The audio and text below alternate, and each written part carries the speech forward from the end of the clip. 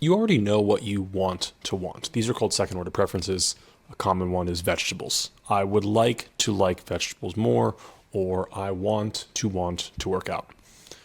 It's preferences about preferences. The problem is that in any given moment, your first order preferences typically override your second order preferences. For example, right now, you might want to continue to watch videos on this platform. A lot of self-improvement advice centers on discipline.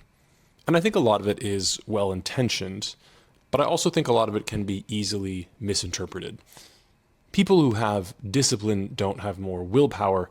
They've just done a good job at putting themselves in situations reliably where their first and second order preferences are aligned. To use a potentially familiar but hopefully not too familiar example, suppose you are lying in bed and your first order preference is that you would like to watch some videos on your phone, while your second order preference is that you would like to want to stop watching videos and go to sleep. The willpower approach of just put the phone down can work, but it is unreliable, and willpower is an exhaustible resource, and if you've used a lot of that resource already during the day, that can be difficult. The environmental approach, acting with your second order preference in mind, is to just put the phone in another room, charge the phone in another room.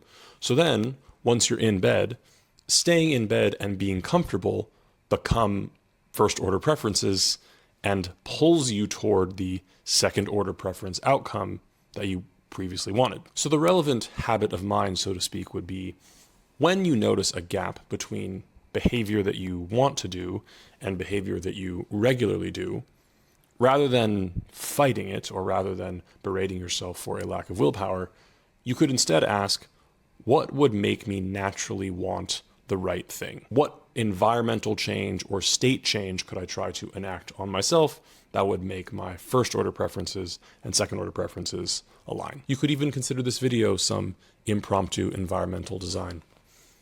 So of course, after you like, comment, and follow, put your phone down. Actually, put it in the other room and then do something else.